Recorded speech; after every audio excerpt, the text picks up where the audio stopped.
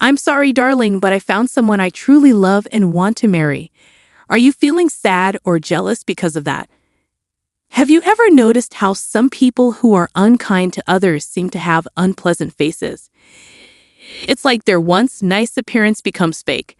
When I looked at my sister, her face seemed twisted. She not only disrespects me, but also my husband. My frustration reached its peak, and I couldn't keep calm anymore. My name is Amy. I'm 27 years old, and I work at a printing company, but don't picture me operating big machines there. I'm in the design team. We create flyers and catalogs for different businesses, making designs that suit our clients' needs. Even though people don't print as much these days because everything's on computers, designing stuff is still a busy and fun job. I'm grateful that I have clients who ask for my help. It feels really good when they say things like, "The flyer for the Christmas party was cute, and everyone liked it." This job is kind of like my whole life. Maybe I'll just stay single and focus on work forever. But then one day, while I was thinking about that, my dad got sick and had to go to the hospital for appendicitis. The doctor who welcomed me there with a friendly hello turned out to be David. Now he's my boyfriend, and we're engaged. You never know when or where you'll meet someone who changes your life. Even though I always say my job is the most important thing, as soon as people start talking about marriage, I find myself buying magazines about weddings. I guess I'm more excited about it than I realized. I was sitting in the living room sipping tea and flipping through magazines. Then suddenly, someone grabbed my magazine. "What's this? A wedding magazine? Why are you reading this stuff?" "It's not your concern, Sarah." It was my younger sister, Sarah, who snatched the magazine from me. "All of a sudden, you're talking about marriage. Look at yourself first. You should know your place. You're dreaming about marriage when you don't even have a boyfriend. Unlike you, I've never been single. My current boyfriend is." And then my sister started bragging about her boyfriend, even though no one had asked. That's just how she is. Unlike me, who has a plain face, she's very cute. She's always been popular, and everyone around her treats her like she's special. Apart from our parents and me, everyone seems to agree with whatever she says. Because of this, she started to believe she's the most important person in the world. As she grew more arrogant, she started to look down on me. "Don't come near me. I don't want your reflection ruining my image. Even if you study hard, you won't get good grades. Why bother?" Oh, one other guy just confessed his love to me. Being this popular is tough. I bet you're jealous. She would keep going like that, boasting endlessly, even when our parents scolded her harshly. It didn't change her personality. She kept verbally abusing me. Because of that, my younger sister now calls me tired of listening to my sister brag about her boyfriends. I sighed and finally said, "I do have a boyfriend. Actually, we're engaged. I'm looking at these bridal magazines because we're getting married soon." Upon hearing that, my sister froze. If she thought I was being serious, she'd see a smirk and a sarcastic smile on my face. "Oh, really? So there's actually someone who likes you? I wonder what he sees in you." "He likes my cheerfulness and positivity." "That sounds like a lie. He probably sees you as nothing more than a housekeeper." I plan on continuing to work, so he understands I can't be the perfect housewife. Upon hearing that, my sister acted surprised, almost as if it was exaggerated. "Wow, you're going to keep working even after getting married? You poor thing, you must be marrying a poor man." Her words bothered me. It seems she just can't stop looking down on me. Money isn't an issue. He's a doctor, so his income is stable. I just want to keep working. When I stood up for myself, my sister suddenly went quiet and went back to my room. "Huh, so he's a doctor." Unbeknownst to me, my sister muttered something meaningless. The first step in discussing marriage is introducing your fiancé to your parents. So David came to my house. The atmosphere shifted dramatically the moment my sister appeared after David had finished greeting our parents. "Oh, so this is your fiancé? He's quite handsome, Farah. I thought you were going out. If my sister's fiancé is coming over, of course, I cancel my plans." I'd always felt relieved when my sister wasn't around, even if it was just by chance. I had a bad feeling about it back when we were students. My sister stole my boyfriends multiple times. But as adults, I stopped dating, and since my sister kept having new boyfriends, those incidents stopped happening. My little sister's return made me uneasy, but she's grown up now. I want to believe she wouldn't try to steal my fiancé. Watching my sister acting friendly with my fiancé, David, I couldn't shake the feeling of dread. My fiancé said, blushing, "It might have been just my imagination, but it was my worst fear. Can we just forget about this whole marriage thing? I decided to break up with you and start dating Sarah." It turned out to be true right on cue. I never thought that even as I got older, my sister would steal my boyfriend. Sorry I stole your fiancé, but I couldn't help it. After all, David found me cuter and more charming. He proposed so passionately. Oh, it's a sin to be cute? My sister showed no remorse and looked down on me arrogantly. Beside her, David, my former fiancé, also laughed and said, "Honestly, I had no idea you had such a cute sister. If I had known, I wouldn't have gotten engaged to you. It's a good thing we broke up before the wedding." The instant I saw his twisted smile, any love I had for him disappeared completely. All that remained was disgust. I'm also relieved we didn't get married. A man who can move on to another woman so quickly, I'll gladly give him to you. It seems like you're feeling pretty defeated, my sister said. Exactly. You never stop being unpleasant. I'm not just saying this because I lost. I genuinely mean it. It seemed like they were living in their own little fantasy world, oblivious to reality. Talking to you two is pointless. Goodbye, I said. She's just bitter. We're the ones wasting time here. We won't ever see each other again. Bye. They continued to look down on me until the end and left.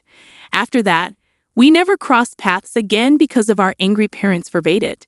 But I later heard that they got married. But honestly, it doesn't matter to me anymore. 3 years have passed since I parted ways with my sister and her husband, and now I'm 30. I'm still working hard as ever. During this time, one of my clients, Charles, became quite fond of my work and started requesting me repeatedly. As we talked through work, somehow he asked me out for dinner. Soon, he asked me out on a date. During one of our dates, he proposed to me. Honestly, I was very happy. Happy Charles is a genuinely sincere person. I didn't think he would ever do anything like my ex did. But it seems the incident with my sister had left quite a trauma in me. No way, but I couldn't help but wonder. That's why I decided to be honest with him about my sister and my ex-fiancé. I showed him a photo of my sister. He reacted, but his expression remained unchanged as he glanced at the picture. He then looked away from the photo and gave me a gentle smile. I hate to admit it, but I used to be quite popular. I've met many cute and beautiful women, even more so than your sister, but for some reason, I never fell in love with any of them. I thought I'd remain single for the rest of my life without dating anyone, but I was wrong. What do you mean? I believe my job has given me a keen eye for people, no matter how outwardly attractive someone may be. Inner beauty surpasses all, and when I met you, Amy, I realized this. What do you mean? I felt that you radiated brightness. When we talked about work, I noticed how brightly you shone. You smiled genuinely, showing how much you enjoyed our time together. Your zest for life was palpable to me. You were dazzlingly beautiful. What?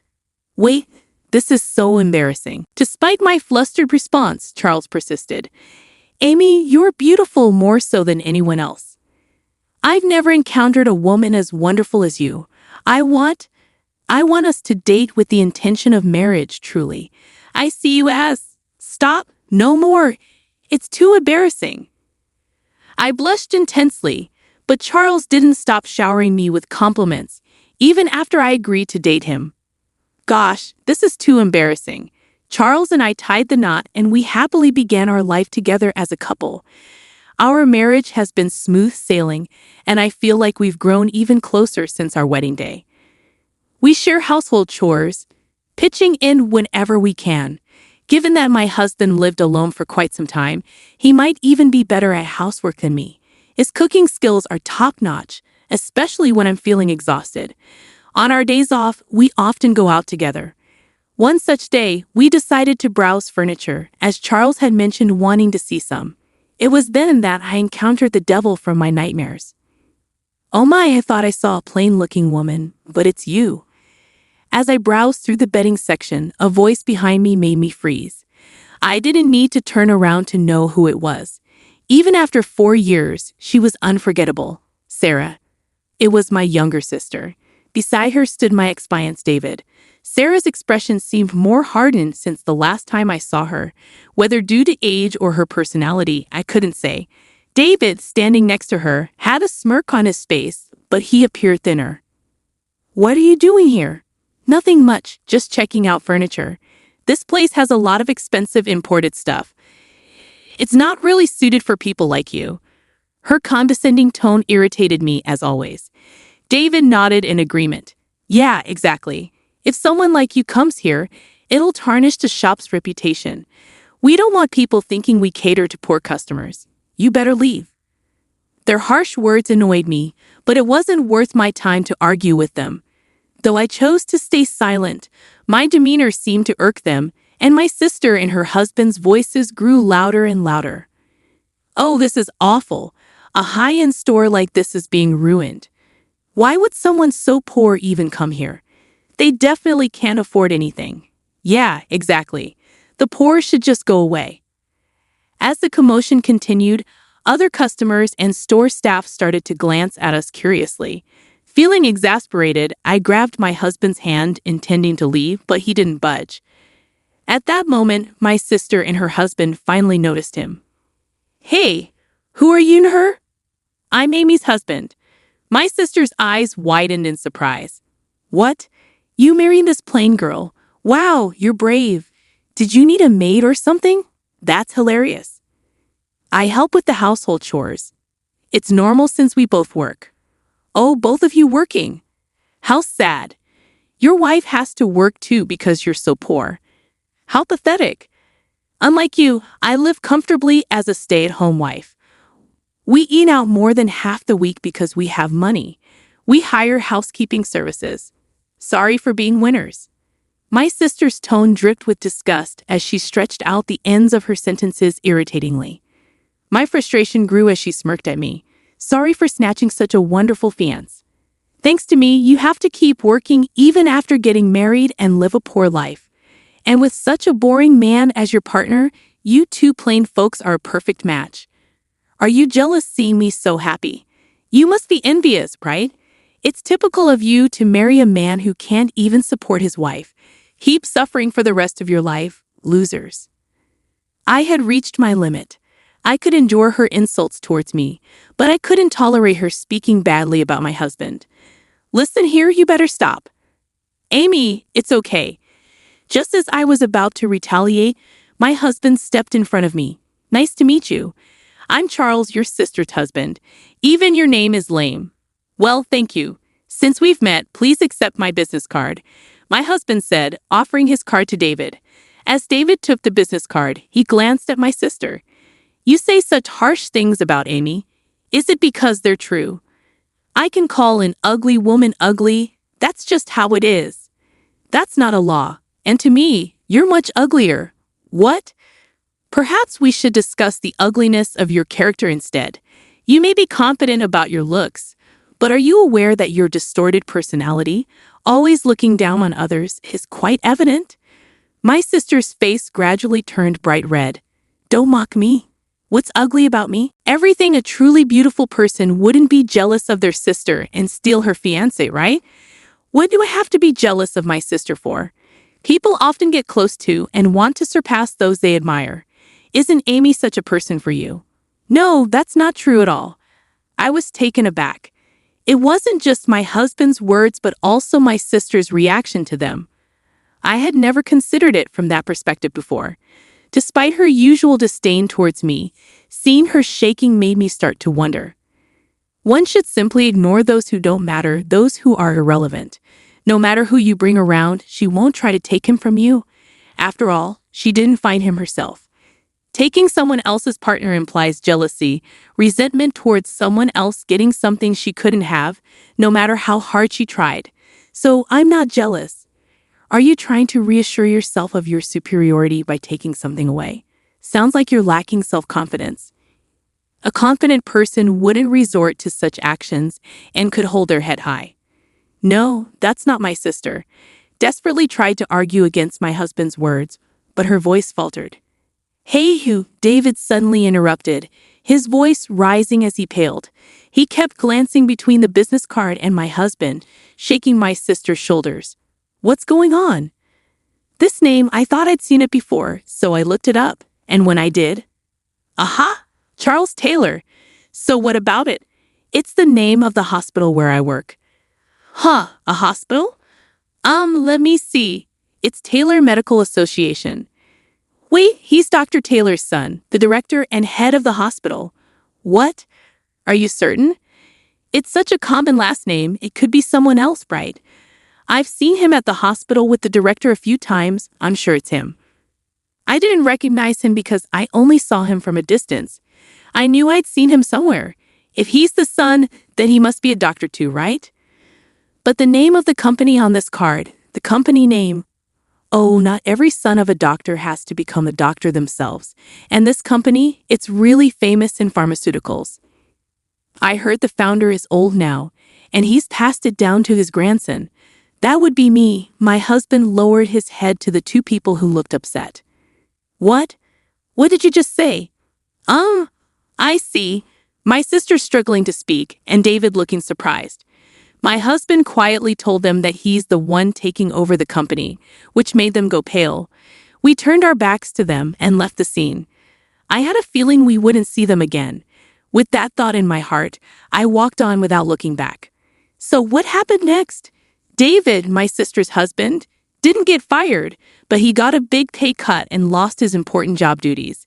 His rude behavior toward others had become a habit, and he even acted cold toward patients. Naturally, everyone around him gave him icy glares. Eventually, he quit because he couldn't fit in anymore.